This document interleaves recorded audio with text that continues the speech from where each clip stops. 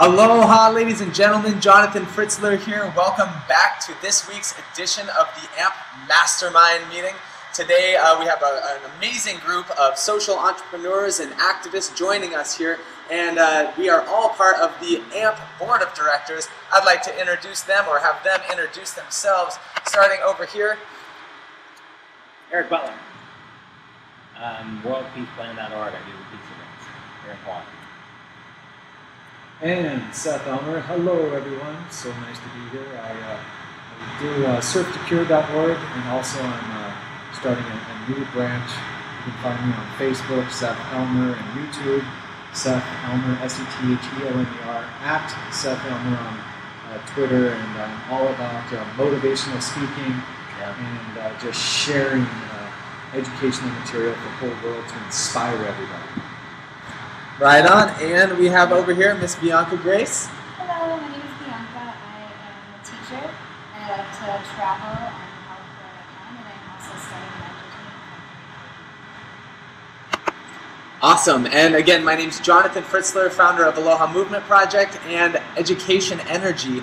And what we're going to be doing here today, as we do every week, is sharing and broadcasting our mastermind groups that we have here from Honolulu, Hawaii, where a bunch of different social entrepreneurs come together to be able to share some of the leading techniques, best practices, and kind of support each other in our mission as we move forward towards creating our businesses to become sustainable operations that not only are sustainable financially, but really impact the triple bottom line, which is people, planet, and profit. And so really our organization is about cultivating these social entrepreneurs and cultivating sustainable business models that thrive in an international, global, online marketplace so that we can really help to encourage each other to expand our messages to people around the world and really have our greatest impact. So thank you all for joining us here today. And it's good to have our board of directors all here today. We're doing an experiment where we're actually broadcasting from all of our own computers today. So we'll be able to get really intimate with all the people who are sitting around Seth and I are sharing one table here. So what we're going to be talking about today is a topic that I believe that it impacts a lot of people, and it's about overcoming procrastination. And so we're going to be talking about that, and then we're also going to be having Mr. Seth Elmer is going to be sharing one of his amazing and powerful lectures with us today, one of his seminars called, what is it called again, Seth? Get into the ozone. Crankshaft it. Crankshaft it. Awesome. All right, so let's get into that. So basically what we're going to be talking about first today is how do we overcome procrastination? Now, the thing about entrepreneurs is that we are responsible for our own productivity. We are responsible to make stuff happen and get it done. We are responsible for not only the design and the marketing, but also projecting our message out to sales, also the infrastructure. I mean, basically, it's from start to finish. As a social entrepreneur, it's up to us to create our business. And there's many things that we often procrastinate on that can hinder us from creating a sustainable business. So I'm going to actually go over to you two over here, Seth and Eric. What are some of the things that you guys do to overcome procrastination in your businesses? First, we duplicate ourselves and combine ourselves as twins. Sounds like Mr. Manhattan. Would you like to answer that one first, Seth? Yeah, I would like to go for that. Overcoming procrastination is just really all about targeted focus. You have to put the top priority in the center of your mind, and you have to get it done right away. The next thing that I would have to say overcoming procrastination is developing consistent relationships where people can rely upon you week after week, month after month, and within that system of consistency, you deliver the goods. And those goods are what you're producing, what you're creating, what you're sharing with the world. And the more you stay on that consistency with those long maintained relationships, it creates a very strong mental habit to where you would usually get distracted away and maybe sidetracked by something else that would cause procrastination. The most primary important thing that you're doing is you're moving forward with your relationships. A strong business relationship that you have in the community, a strong business relationship that you have with your business circle really maintains that power of consistency. So when you can be consistent with what you do, that's the greatest eliminator of procrastination. Right on. What are your thoughts, Eric? When it comes to being procrastinating about something, to me it means that you are not excited and enthused about a topic. When you're excited and enthused about a topic, it's just fabulous. Everything about it is fascinating. It's like in a relationship between couples. It's just fascinating. You want to explore everything and know everything. And that's what it is, because your relationship with that business person, you want to become fascinated with their business. You want to explore what's this and what's that, and then get creative in thinking with them and for them, and co-creating what they want to see happen. Then you help them to produce that. For your own personal business, that's the same thing you do. You become fascinated with your work. You become fascinated with the next thing that you have at the top of your list. You become fascinated with making that a very overweight list. And you work that from the top down. And it's just fascinating with the results. And then as you build on that, over and over again, pretty soon, that's it. You can change the way you want. Right on. Thank you so much. Let's move on to Bianca. Bianca, what are some of the things that you do? I mean, you're an educator. You're also an entrepreneur. What are some of the things that you do to be able to overcome procrastination? Well, I'm also getting my master's right now. So working full time, working my master's, it's really difficult. So one thing I try not to do is go home. Because I know once I go home, I'm going to want to lay down and relax. So if I can go to a coffee shop, I can be more in the zone, and I don't have the temptation. I'll go, oh, maybe I'll just watch a little bit of TV, maybe I'll relax. Once you do that, you're done. You're not going to get up. And I also have made a habit, if I have any important phone calls, any emails, I do it while I'm in between jobs and meetings. So for example, I had to make an important phone call today. This morning I worked from 8 to 5. So on the way here, I made 2 phone calls while I was walking. So it's just finding those little spaces in between your day where you can do small things. Right on. Thank you so much for sharing that. I just want to say a couple things. First of all, for me, one of the biggest things that I think that Eric might have touched on is about the list. And having a list is probably the most effective technique to overcoming procrastination. And it's really about having a list that you attend to every day. So it's something that you set, maybe even if it's just 3 goals. 3 goals towards whatever your big vision is. So for me right now, I'm finishing my newest edition of my book, For Education Energy, and that's something that is my highest priority, yet at the same time, I've got all these other gigs on the side that I'm doing for freelancing, web design, video production, graphic design. So these are also priorities that I have. So how do I manage that? And how do I not put my book on the back burner? Because ultimately, my goal is to create this education organization so that my book is working for me and I'm selling my book and I'm not having to do freelance gigs. I'm actually working for myself, working for my own vision. So my advice to you, to anyone out there watching, and to our board, is to always accomplish at least one thing. Just one thing throughout the day that you can do to just get you a little bit closer. Even if it's just one little thing, do it and make sure you do one thing every day, because when you achieve that, when you attain that one little goal, it makes you feel so good. And just knowing that you are at least continuing that movement towards that goal. And I find that when we stop thinking about our projects, when we're not thinking about it all the time, we end up putting our mind into other projects, and we kind of start to lose track of where we were on our other projects. So I wanted to share this one thing. Stephen Covey talks about in his book, The 7 Habits of Highly Effective People. He talks about something called the circle of influence and the circle of concern. Now, I drew up this little diagram here, and so on the outside, the big circle, this is the circle of concern. This is what you're concerned about. So for me, my circle of concern would be finishing my book and starting a sustainable business that's online and is operating on its own. Now on the inside, you have your circle of influence. And the circle of influence is completely dependent on how much energy you are putting into that inside circle. So if you want to expand that circle, what do you guys think, what do you think that we can do as individuals, what do we need to do in order to expand this circle of influence? And I will start us off by saying one thing that I do is by doing one thing per day. Doing one new thing per day. What is something that you guys do to expand your circle of influence? And we'll start back with you guys. Well, Seth, you went first last time. Yeah, take it away. Okay. What I'm doing currently is to work out at the gym. It's that simple. I needed to put it in at some point in my life.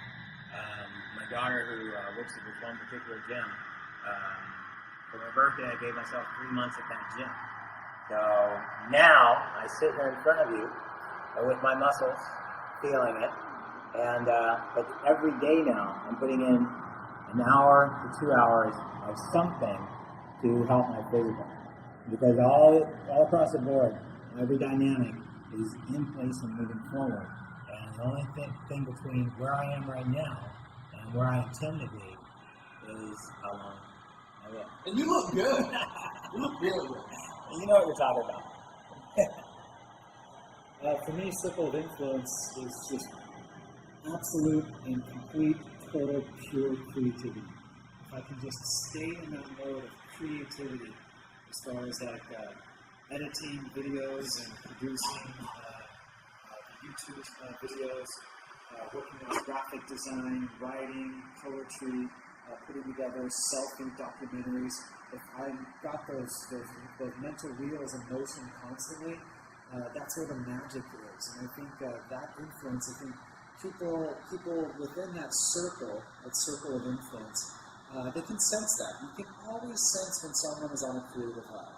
You can always sense it in your conscious grid.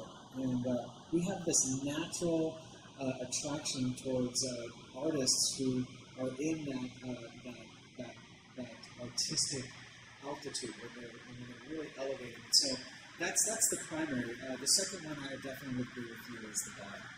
You gotta put good stuff in the body, and you gotta exercise it and work out regularly. You gotta jump in the ocean. For me, I just love surfing. I love teaching surfing, and also just being really creative. And after this, I'm probably going to go down to earth and have some really good adventure too. Awesome! Thank you guys for sharing. Bianca, how about you? What are some of the things that you do to expand your circle of influence? Honestly, for me, it's people. I think the relationships you build are some of the most important things.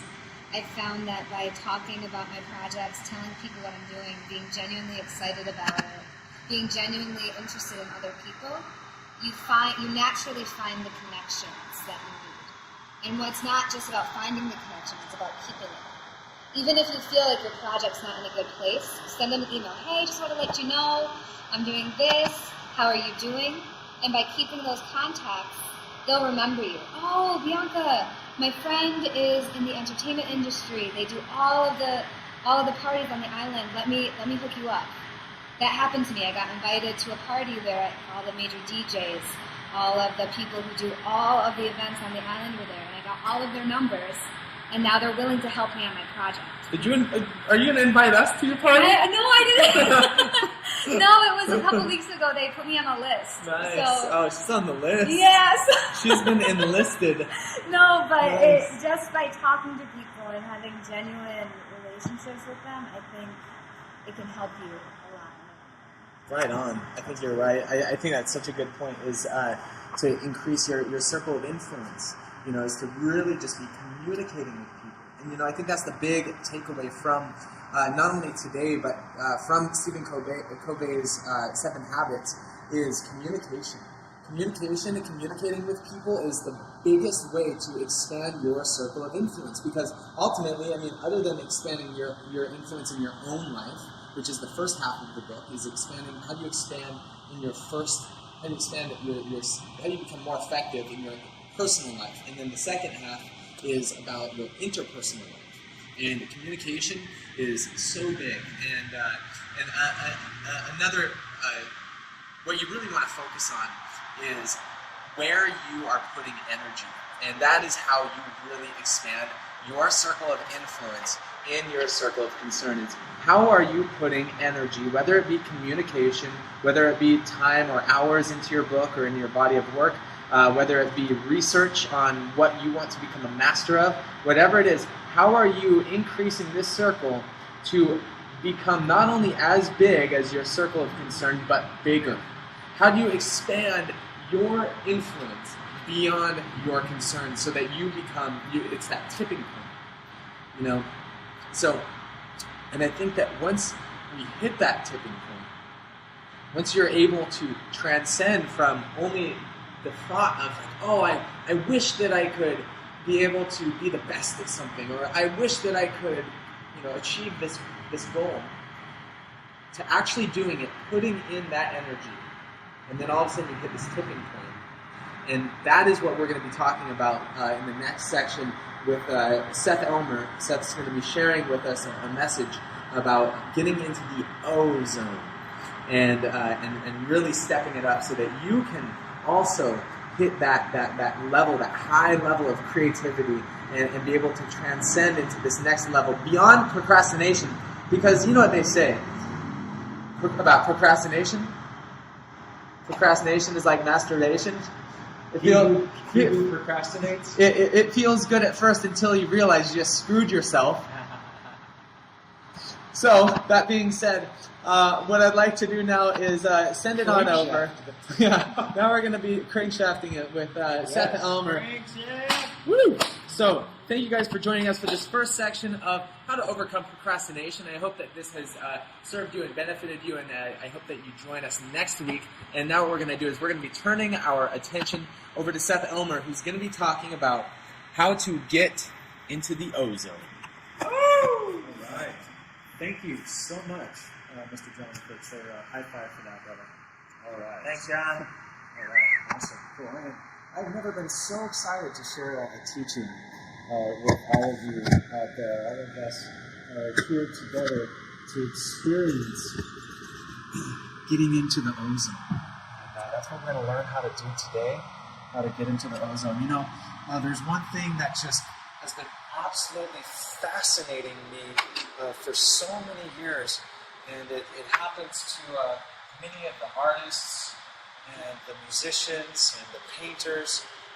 They're in that creative process, and as they're in that creative process, something takes over. So that's what I really want to start talking about today. What is that force? What is that power? What is that transference that occurs? This is our goal right here. Okay. How do I look right here? Good? Not even on. It's not on. Love you. Cool. Cool. Good. Yeah, it's great. Okay, welcome everybody. Thank you so much for that introduction, John Fritzler. I'm very happy to be here to share this brand new teaching with you entitled Get into the O Zone, Crankshaft It. There's one thing that has been fascinating me more than anything else in the entire world, and that is what happens exactly when an artist, someone who's creating something, gets into that state of inspiration. And as they're creating, maybe it's a writer, maybe it's a composer, as he's in that state of becoming deeply absorbed in that creative process, somewhere along that process a shift occurs. And when that shift occurs, there's this greater power that takes over and then starts creating the rest of the masterpiece. And I was always fascinated, what exactly is that? You, as the individual, start this writing process, you're writing or you're drawing or something, or you have this like architectural plan and you start working on it and working on it, and then all of a sudden something you transfer into another dimension, and then all of a sudden everything else melts away, and then you are just creating this stuff just comes pouring through you. It's just like rushing through you. This other, what we call this other intelligence just starts flowing right through you. And you start writing things that aren't really coming from you. They're coming from a different place. And I always was fascinated with that. And it made me think of a really powerful illustration. And whenever it's happened to me, I've always been just dumbfounded when I get into that state of writing or designing something, and all of a sudden this other force takes over, and then this other force just starts just flowing right through me. And so the best way I could describe it is what I call crankshafting. Now, right here on this photo, you'll see there's like this lever right here, and this lever is in front of this old car. Back in the olden days, they would crankshaft the engine. And as they would crankshaft the engine, they would have to keep turning it and turning it and turning it to eventually start the engine. And then once the engine started, then the person would get into the car and start driving it. And I was thinking about that as an illustration, as a way to build a teaching of what we need to do in our lives. We need to start crankshafting that engine. And so what I want to start going into, the first area that we're going to go into as far as what you need to start crankshafting is your creativity. So the creativity, what we want to do is we want to figure out when we get into that creative mode, how often, as you are getting involved in that artistic pursuit, how often does that happen to where you actually hit that transference, and then the inspirational, the other universal mind takes over and starts flowing through you? And that's where we are going to relate this to a quote by one of the greatest minds and the greatest inventors human history has ever seen. His name is Nikola Tesla. And Nikola Tesla, this is what he has to say about this other force or intelligence that works through us when we are in the zone, when we get into the zone. Here we go. He says, "My brain is only a receiver. In the universe, there is a core from which we obtain knowledge, strength, inspiration. I have not penetrated into the secrets of this core, but I know it exists. Knowledge, inspiration, and strength coming from a core in the universe."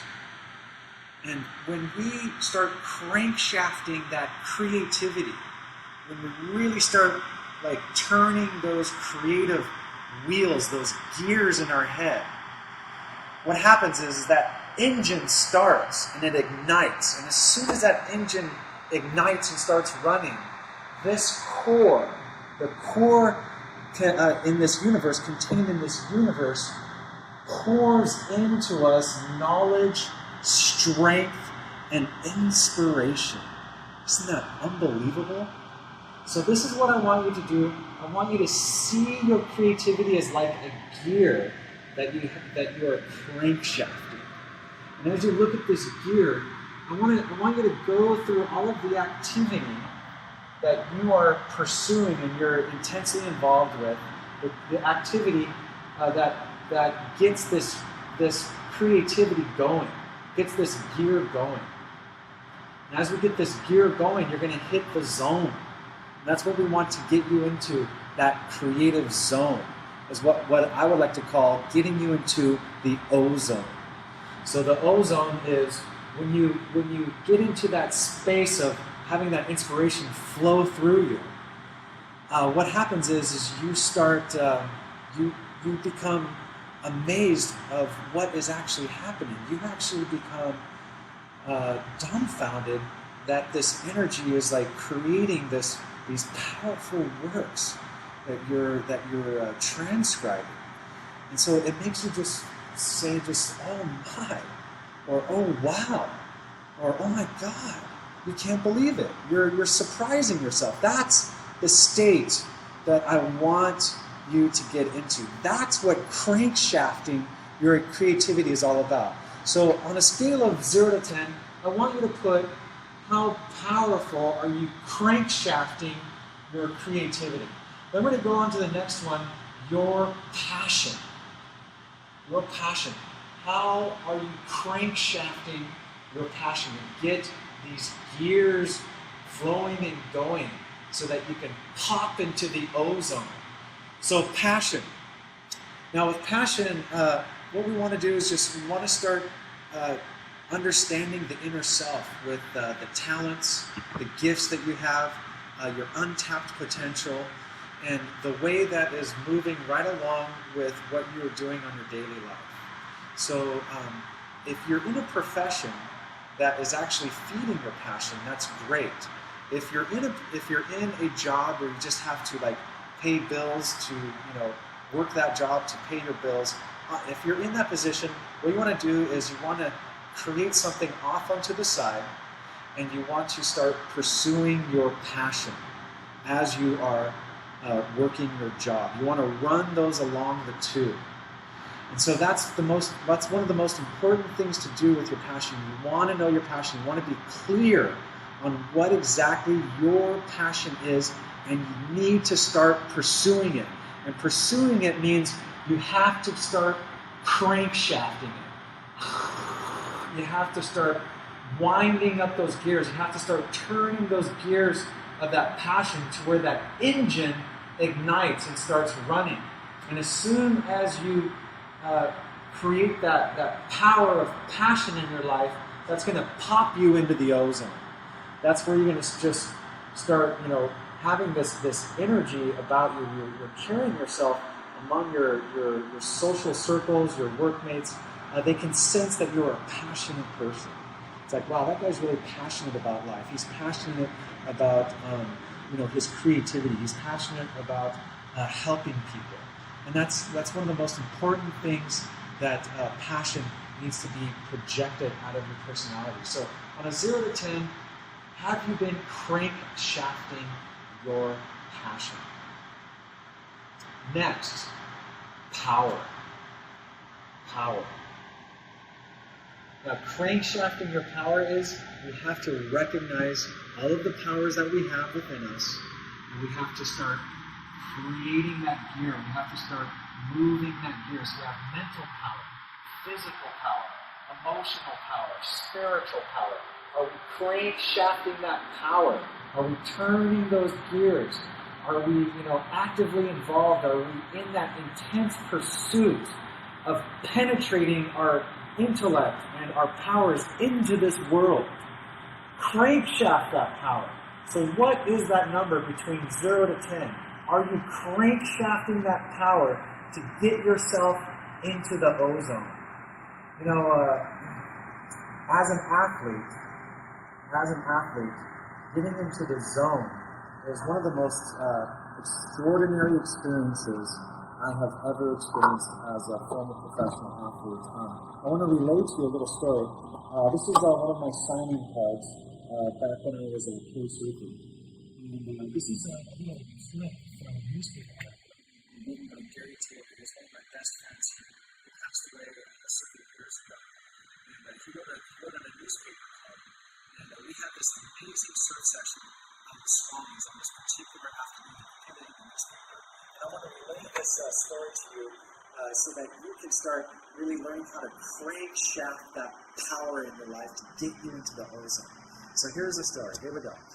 I remember one particular Saturday afternoon, crowded to capacity as always. But on that day, Seth Elmer achieved the impossible. He was the hands-down, no-argument standout among 50 or 60 surfers. I admit at the time, watching Seth somehow catch the best wave of every set on this epic 6-foot day, pulling into barrel after barrel right in front of me, I was envious. Maybe even a little pissed. Okay, yeah, I was pissed. But later I realized I was witnessing a special moment in time when an incredibly gifted surfer was experiencing the best session of his life. He told me this a few weeks afterwards on some of the best surfing waves on the planet on that given day. Now, Seth is an aggressive surfer who will get his more than his fair share of waves if a situation warrants. But even he was blown away by the singular display of surfing genius, pulling into yet another loping stand-up, top-to-bottom, backdoor barrel coming through the inside. Seth had this huge smile on his face and flashed us peons on the shoulder a double peace sign, not unlike Michael Jordan's famous shrug to the world during a playoff game that said, "I am in a zone and have no explanation for it." So that experience, imagine the biggest, best waves of the entire winter, and there's like 70 people out. All of the odds are against you that you're not going to be catching a lot of waves. But on this particular day, on this particular session, getting into the zone, you find this magic place. So like, even though there's like hundreds of people out, every time I paddled back out, there was just a perfect wave coming right for me, and I was just having just the best session of my entire life. And no matter what was happening for about an hour and a half, it just stayed that way the entire time. And that's what getting in the ozone, getting in the zone is all about. Athletes, when they, like with runners, they'll all of a sudden, they're running, and then they hit a runner's high. And it just... So that's what crankshafting is all about. So really think about your life. If you're an athlete, if you're in business, if you're an artist, really think about crankshafting it to the point where you have that amazing, thrilling experience of getting into the ozone, to where you're saying, "Oh my, oh wow, oh my God." That's where you got to go. That's where you got to start cranking your power, crankshafting your power to get into the ozone. Now, the last one we're going to save, the very last, is love. The love in your life. Crankshafting the love. Now, in relationships, men and women are speaking two different languages. Predominantly, women are speaking the language of love, and men are predominantly speaking the language of logic. So to start really crankshafting the love in your life, it's very important that we understand how to speak clearly those different languages towards each other. So we have to really open up the heart and make that connection. That we need to start crankshafting the love, crankshafting the heart. So right here in this area, what could I possibly do to start crankshafting my love life? What do I have to start opening up in my heart? I'm going to share with you a poem. And this poem is from a little book that I wrote, it's a little self-published book. It's got a collection of all of my poems in here. And if you're out there and you really want to start crankshafting the love in your life, and maybe you might want to read this or recite it to the one that you love, so that you can really start getting into the ozone with your love life. This poem is entitled, "My Eyes Love You." It's hard to believe what my eyes tell me in the 3 dimensions of your beauty.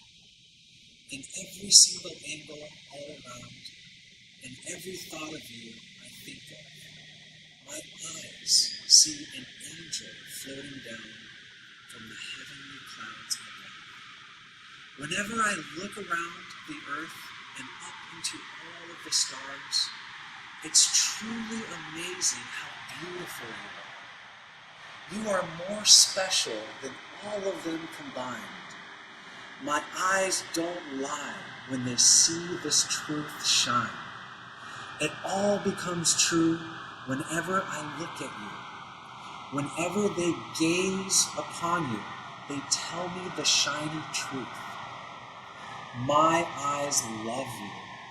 They love your every move and all the things that you do. The immeasurable magnitude of your beauty will always shine through. Forever, my eyes love you. Crankshaft your love. Really speak that language of love to the one that you love. I'm going to finish off with a quote. And this quote is going to be at the very bottom here.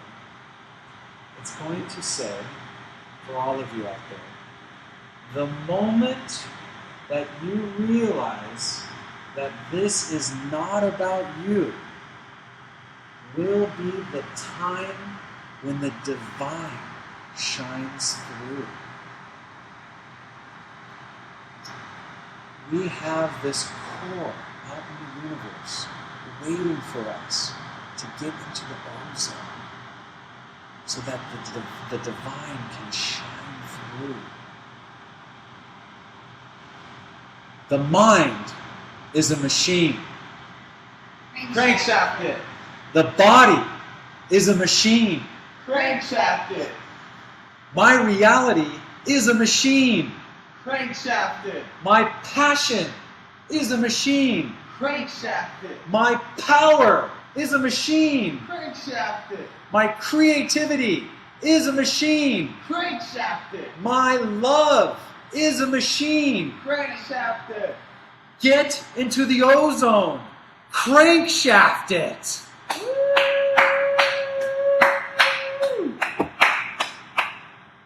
Yeah. That was awesome. That was beautiful. That was awesome, Seth. Thank you so much.